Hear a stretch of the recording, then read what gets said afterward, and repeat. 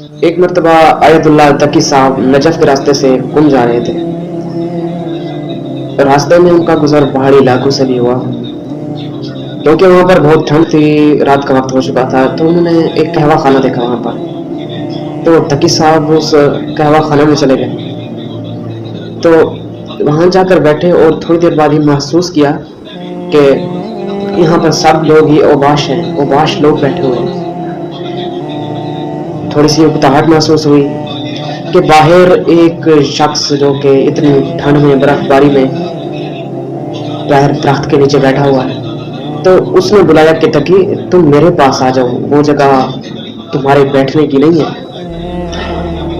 تقی صاحب وہاں سے اٹھے اور باہر اس درخت کے نیچے ان کے ساتھ جا کر بیٹھ گئے. ساری رات بات کرتے رہے. پھر جب جانے لگے، تقی صاحب فرماتے ہیں کہ میں ساری رات وہاں پر بیٹھا رہا اس درخت کے نیچے، لیکن مجھے ٹھنڈ محسوس نہیں ہوئی.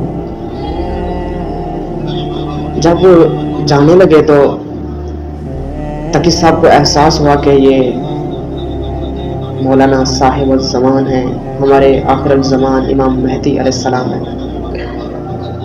ایک بات ہے کہ جب تک مولا خود نہ چاہے کسی کو اس بات کا پتہ نہیں چاہے. مولا فرماتے ہیں تقی کیونکہ اب تم جان گئے ہو کہ ہم کون ہیں، تو اس لیے اب مجھے جانا ہوگا.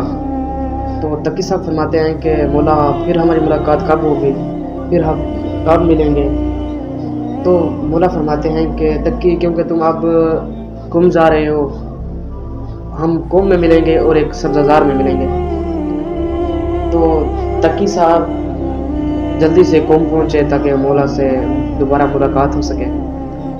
کچھ دن وہاں ٹھہرے تو ملاقات جب نہ ہوئی تو تقی صاحب پھر سبززار میں چلے گئے.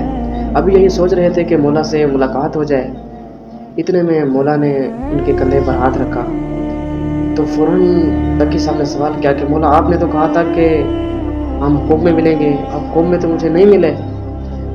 مولا فرماتے ہیں تقی تم نہیں جانتے، ہم تمہارے پاس کھڑے تھے جب تم حرم کے باہر فلاں عورت کو کوئی مسئلہ سمجھا رہے تھے، ہم تمہارے پاس کھڑے تھے.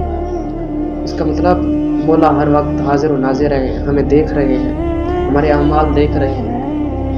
ہم ہر وقت کہتے ہیں کہ مولا کا جلد ظہور ہو جائے، تو کیا ہم وہ کام بھی کر رہے ہیں؟ ہم کیسے کام کر رہے ہیں پھر؟ کیا مولا ہم سے راضی ہو جائیں گے؟ کیا ہم مولا سے نظریں ملا پائیں گے؟